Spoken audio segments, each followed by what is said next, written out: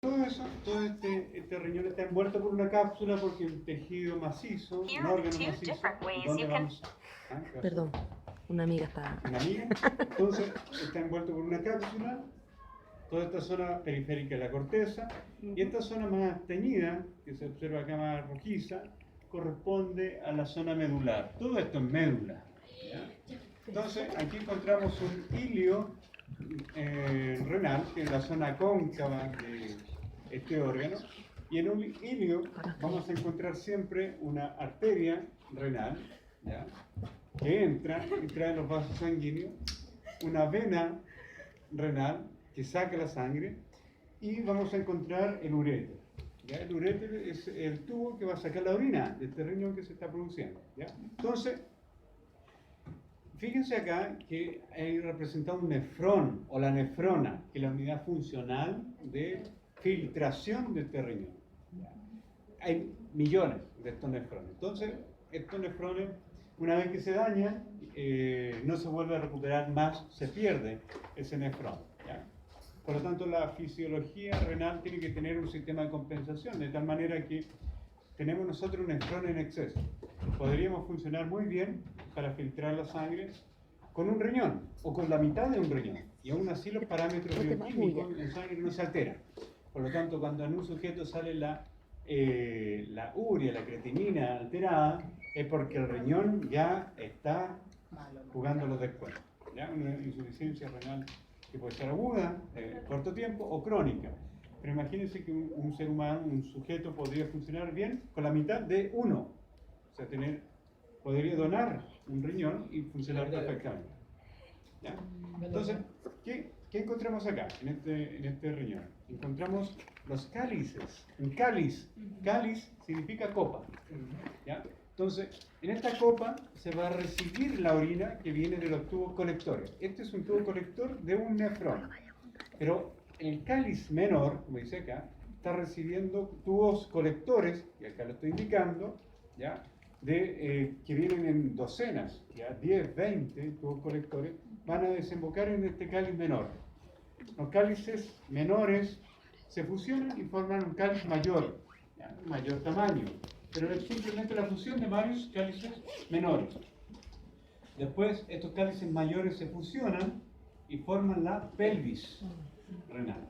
Y la pelvis renal está dentro de este riñón, ¿ya? La mitad está dentro del riñón, una partecita está en el hilio de este riñón, está formando esta pelvis, ¿no?, este seno medular que encontramos en este riñón, y después se continúa por el uréter para que desemboque en vejiga. ¿Ya? Eso es más o menos la anatomía del riñón que ustedes probablemente ya estudiaron, ¿no? ¿Riñón? Sí. Ah, bueno, estudiaron anatomía. Entonces, vámonos ahora con mayor detalle a la histología. Fíjense, acá encontramos la corteza renal, estimada doctora, y aquí encontramos la zona medular. ¿Ya? Fíjense la diferencia que hay en la corteza con la médula. Primero, el color. ¿Ya? Este es un órgano que se ha teñido en un corte longitudinal de este órgano, pero solamente en esta corteza encontramos una parte de este nefrón, que es el glomérulo, ¿ya?, o corpúsculo, el corpúsculo renal, mejor dicho, ¿ya?, el corpúsculo. Vamos a ver después a qué corresponde ese corpúsculo renal. Fíjense acá, la corteza, la zona medular, y aquí se observan los cálices menores, esos espacios que están ahí. Cálices menores que van a formar cálices mayores. Los cálices mayores se fusionan y forman la pelvis renal, para salir a través del uréter. Pero en la corteza, y exclusivamente en la corteza renal, encontramos los corpúsculos renales. Ese es un corpúsculo renal. Acá hay uno, acá hay otro.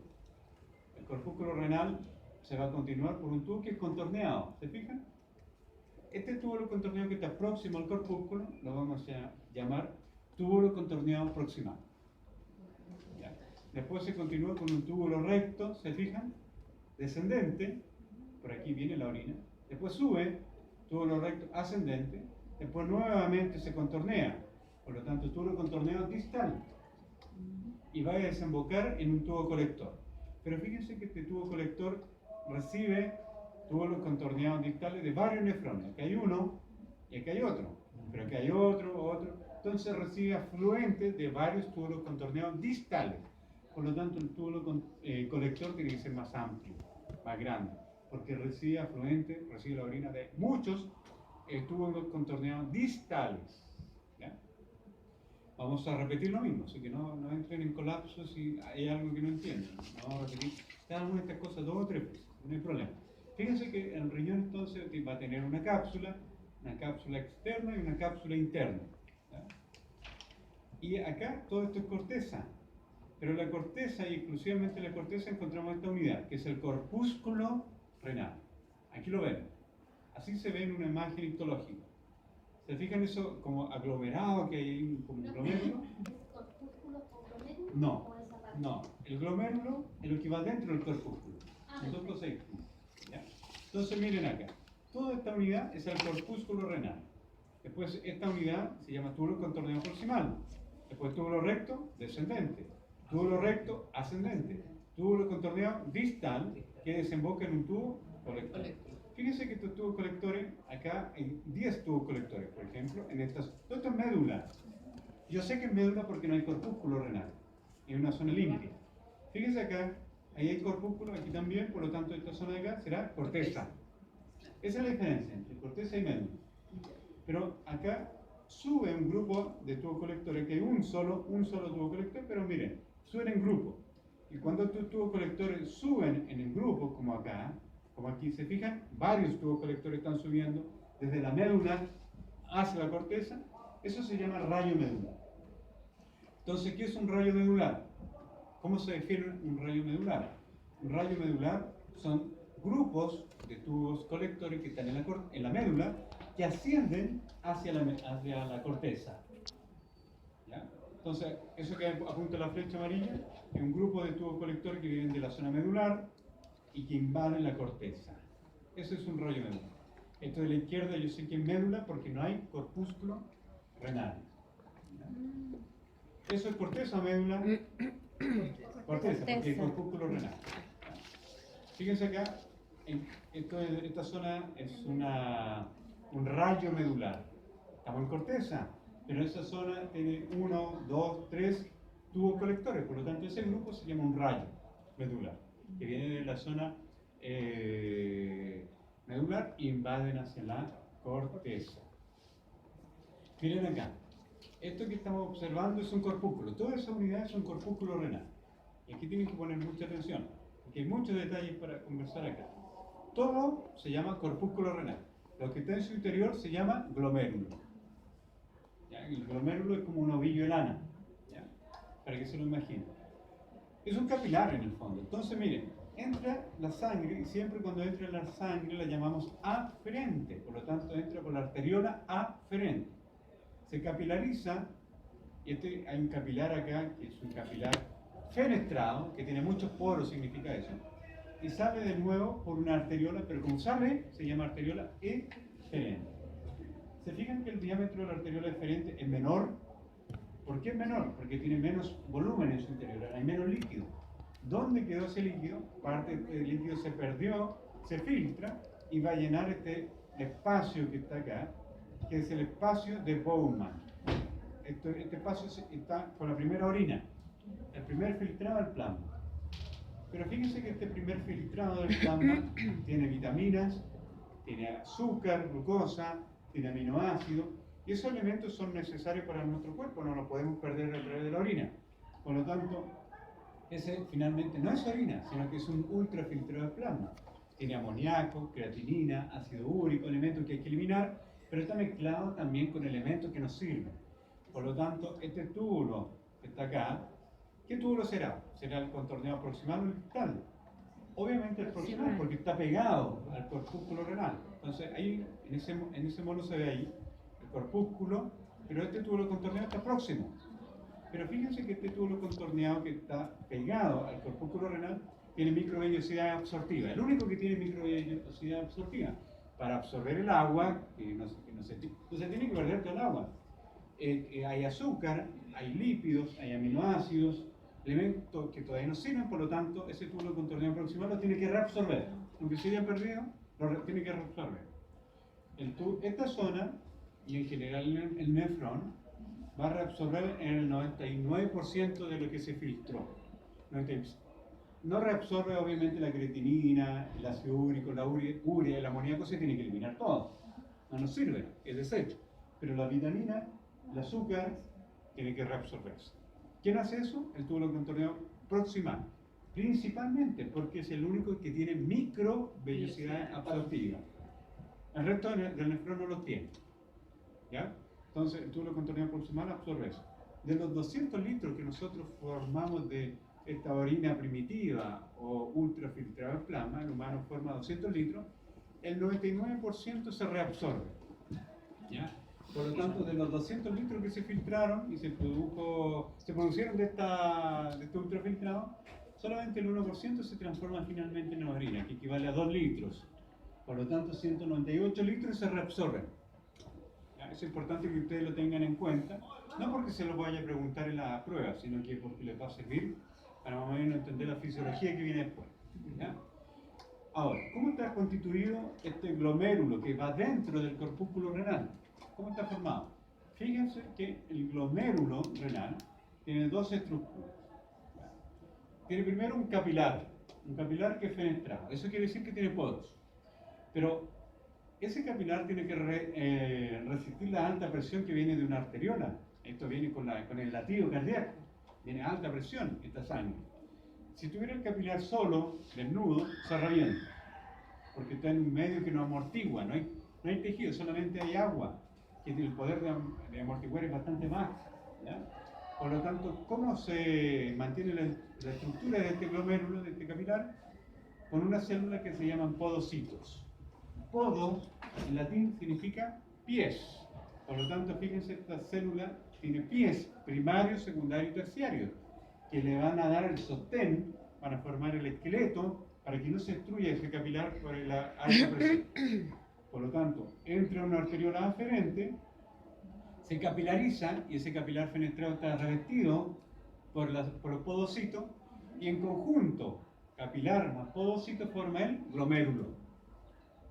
Pero fíjense que aquí no hay intercambio de oxígeno, por lo tanto, en vez de salir una vérula, sale una arteriola nuevamente. Entonces aquí hay la excepción a la regla, porque ustedes saben que una arteriola se capilariza y sale una vérula. Aquí no. Entre una arteriola se capilariza y sale otra arteriola. Eferente, porque no hay pérdida de oxígeno. ¿Entienden? Entonces, ahora, el túbulo contorneado distal, que viene acá, fíjense que hay un punto negro, muy pequeño, en esa zona. Hacia arriba. ¿Vieron en la punta de la flecha? Ahí. Esa zona hay una mancha que está representando el túbulo contorneado distal. Ese de ahí. Pero fíjense que esa mancha en latín se dice mácula. Los que van a la iglesia dicen la inmaculada, la sin mancha. Mácula significa mancha. ¿Cierto? Y es una mancha, entonces esa mancha corresponde a este túbulo contorneado distal. Pero fíjense acá. Como es un epitelio, el túbulo contorneado, mantener en verde eso que está ahí en la lámina basal. Ahí está escrito. Pero aquí la mácula, en esa zona, la pierde esa lámina basal. Por lo tanto, ¿para qué la pierde? Para que entre en comunicación directa con la arteriola aferente, con una célula que están acá de la arteriola aferente. Fíjense que la arteriola aferente es muy importante, porque la arteriola aferente, la que lleva la sangre a alta presión hacia el glomérulo, esa presión se tiene que medir. Si la presión baja, ¿y por qué podría un sujeto, un animal, perder presión? Por una hemorragia. Podría perder presión también porque, por ejemplo, un deportista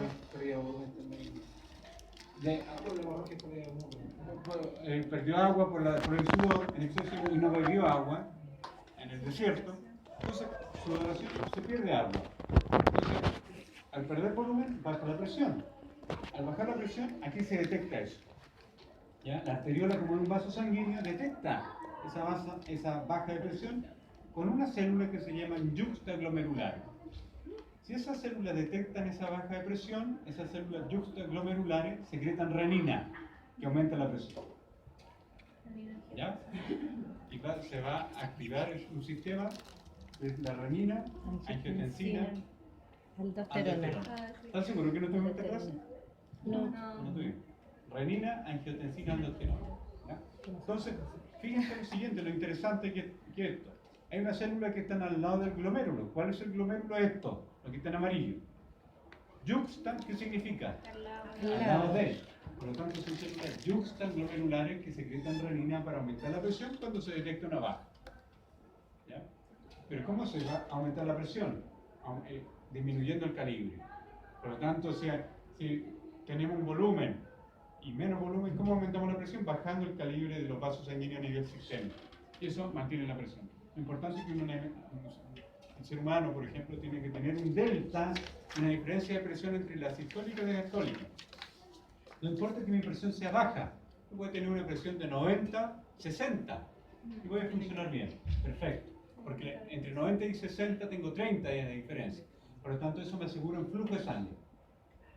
El que es hipotenso siempre va a estar con frío, hasta en el verano, ¿ya? En el invierno lo sufre, llora de frío, ¿ya? Hipotenso, baja presión, pero funciona bien, está protegido, el corazón está protegido porque no va a tener nunca un infarto. Es difícil que un hipotenso tenga un infarto, ¿ya? Renina. Entonces, veamos lo siguiente. Acá vamos a repasar, esto es solamente un repaso porque ya lo vieron. Fíjense que ahí tenemos un corpúsculo renal. Corpúsculo renal es todo, ¿ya? Toda esta esfera que vemos acá. En el interior encontramos, ¿qué encontramos? Un glomérulo. ¿Cómo está constituido ese glomérulo? Principalmente un capilar, ¿de qué tipo? Fenestrado. Más una célula que son los podocitos. Y toda la estructura la llamamos corpúsculo, que incluye también este espacio capsular, el espacio de Bowman, antiguamente llamado. ¿Eso antes se llamaba cápsula de Bowman? ¿Eso? No, la cápsula de Bowman ¿Es todo? es esa es la... Porque, miren, fíjense lo siguiente, la cápsula de Bowman tiene una porción que va hacia la pared, esa. Entonces le llamamos capa parietal de la cápsula de Bowman o cápsula glomerular. ¿Ya? Eso. Cápsula, esa es la cápsula parietal, está en la pared, no más está. Cápsula parietal del corpúsculo renal también lo podemos llamar. Tiene varios nombres.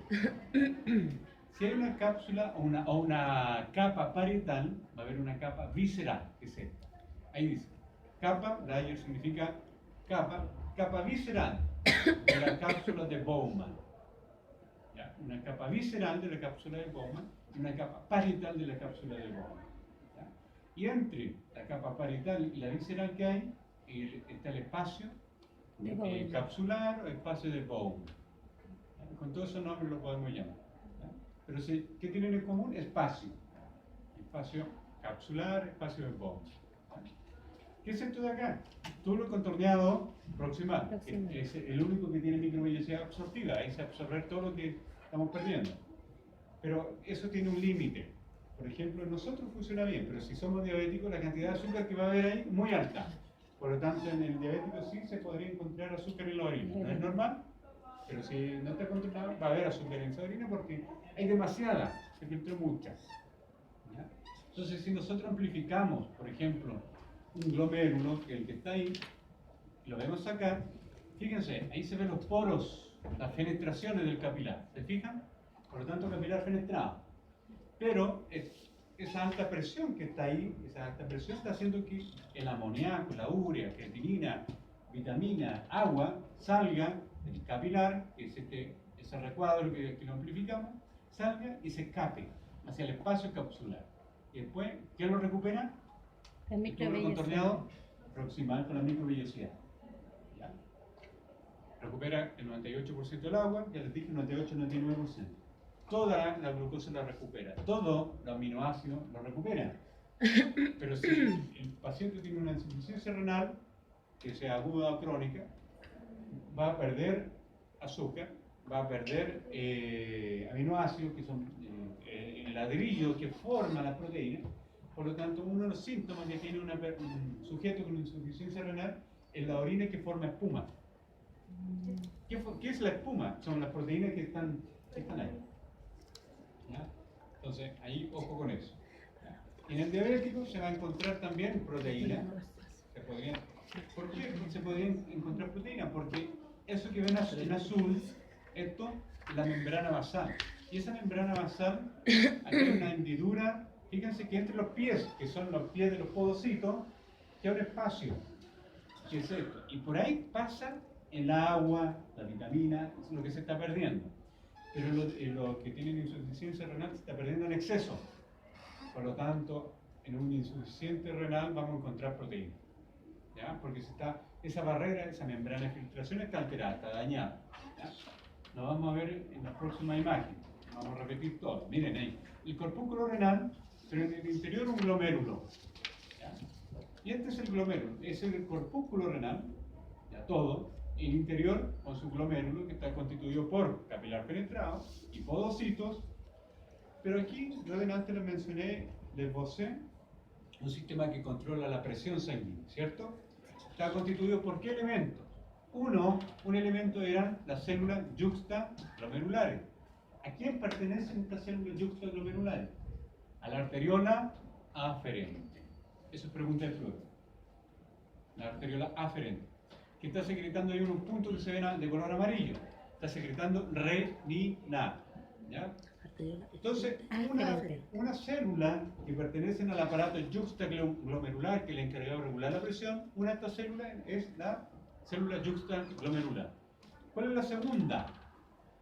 La mácula densa, que pertenece a qué? Al túbulo contorneado distal. Y falta una tercera célula. Células mesangiales, pero que están fuera del glomérulo. Por lo tanto, las llamamos células mesangiales extraglomerulares. Esos tres elementos forman lo que corresponde al aparato yuxtaglomerular que va a regular la presión sanguínea, ¿ya? Por una baja del volumen sanguíneo. ¿Captaron? Entonces tenemos tres elementos: células yuxtaglomerulares, células mesangiales extraglomerulares y ¿cuál más? Mácula densa. ¿Listo? Entonces, nosotros también en histología podemos diferenciar un túbulo contorneado proximal y un túbulo contorneado distal. Por ejemplo, todo esto que tiene microvellosidades corresponde al túbulo contorneado proximal. Si tiene microvellosidades, proximal. Todo esto proximal, fíjense acá, si les pregunto nombre de toda esta estructura en la prueba práctica, les muestro esto, ustedes van a responder corpúsculo renal. Eso, si solamente les pregunto por eso, Glomérulo. fíjense, hay una mancha que destaca. La mácula densa. Que pertenece al túbulo contorneado distal. ¿Ya? Distal. ¿Se dan cuenta? Entonces, repitiendo, túbulo contorneado distal con su mácula densa. Fíjense que las células del túbulo contorneado distal son cúbicas, pero las de la mácula densa son cilíndricas.